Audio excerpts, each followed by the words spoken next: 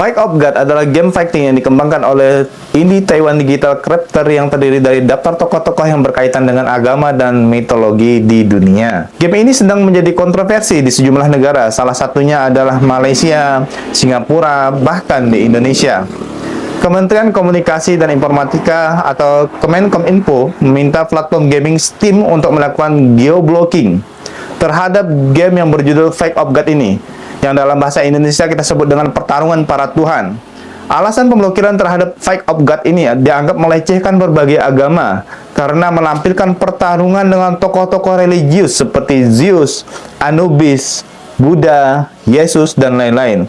Indonesia pun tak kalah cepat dalam memblokir game Fight of God ini. Kementerian Kominfo mengatakan telah mengajukan surat pemblokiran agar game ini tidak bisa diakses oleh pengguna Steam di Indonesia.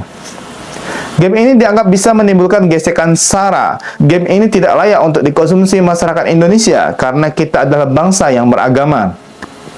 Simbol-simbol agama bukanlah untuk dipermainkan, apalagi dipertarungkan, diadu domba. Jika sahabat beriman tidak bisa memainkan game ini, silakan teman-teman bisa menontonnya langsung ke channel-channel yang pernah mereview tentang game ini. Silakan dicek sendiri. Pada game ini, Anda akan bisa dengan mudah menyaksikan para Tuhan dipertarungkan dengan dewa-dewa mitologi Yunani. Tentu hal ini bisa menyinggung agama tertentu yang mana Tuhan mereka ada di dalam game ini. Alhamdulillahirabbil alamin, Tuhan umat Islam tidak ada di sini. Allah Subhanahu wa taala. Pada episode kali ini, saya akan mengajak Anda untuk berpikir kenapa Islam melarang untuk melukiskan para nabi dan para rasul, termasuk Muhammad sallallahu alaihi wasallam. Allahumma shalli ala Muhammad. Yuk kita simak video ini sampai selesai.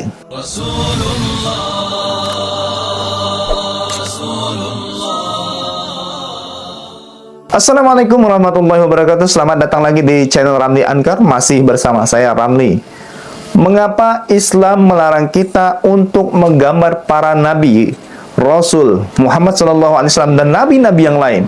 Dan mengapa Islam tidak pernah punya gambar Tuhan? Selain Islam, umat Yahudi juga sama. Mereka tidak berani untuk menggambar Tuhan dalam bentuk lukisan. Karena dalam Islam dan Yahudi, Tuhan itu adalah sosok yang maha mulia, maha tinggi, maha esa, maha indah, dan maha segala-galanya.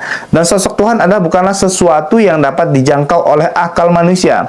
Bagaimana bisa menggambarkan sosok Tuhan, yang bahkan untuk menggambarkan sosok makhluk ciptaannya saja sudah tidak dapat dinalar dengan akal. Contohnya, alam semesta ini, seperti apa bentuk aslinya dan di mana ujungnya, hingga saat ini akal manusia tidak bisa membayangkannya. Contoh yang lain, Malaikat Jibril alaihissalam misalnya, di dalam wujud aslinya ketika dia berdiri, kakinya ada di atas bumi dan kepalanya ada di ujung langit, dan sayapnya ada 600 sayap, dan satu sayap cukup untuk menutupi satu matahari. Kita disuruh membayangkan Malaikat Jibril aja udah bingung bagaimana menempatkan sayap itu, bagaimana cara dia terbang dengan sayap yang sebanyak itu. Akal kita sudah tidak mampu untuk memikirkan semua itu. Belum lagi malaikat pemikul aras yang jumlahnya itu ada 8, teman-teman. Yang dikatakan oleh para ulama sebagai malaikat yang paling besar di antara yang paling besar. Yang menurut Rasulullah SAW, Allahumma shalli ala Muhammad, jarak antara daun telinga dan pundaknya adalah setara dengan perjalanan 700 tahun.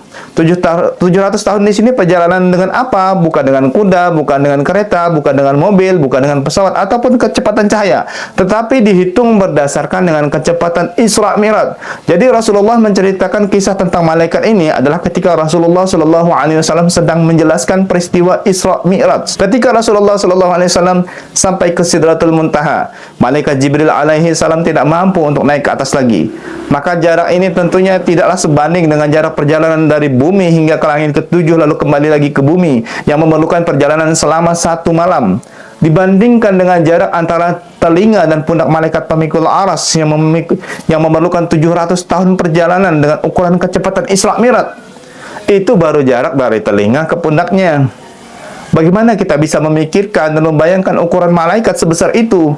Sedangkan akal kita membayangkan berapa jauhnya jarak dari bumi hingga ke langit pertama saja tidak bisa. Bagaimana mau memikirkan malaikatnya? Bayangkan saja sedangkan para ilmuwan sampai saat ini nih belum tahu ujung langit itu di mana.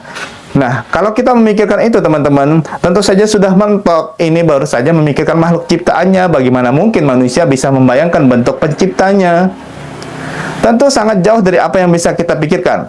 Makanya umat Islam tidak akan pernah berani menggambar atau melukis Tuhannya. Untuk membayangkannya saja sudah tidak berani.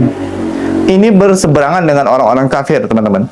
Bukan hanya berani melukiskan Tuhan dalam bentuk gambar maupun patung, tapi mereka juga berani membuat Tuhan dalam bentuk karakter-karakter game yang kemudian dipermainkan di dalam game itu. Para Tuhan berkelahi satu sama lain. Silakan dicek sendiri di dalam game Fake of God tersebut. Wallahu a'lam bishawab. Terima kasih telah menonton. Saya Ramli undur diri. Sampai ketemu lagi di episode berikutnya. Wassalamualaikum warahmatullahi wabarakatuh.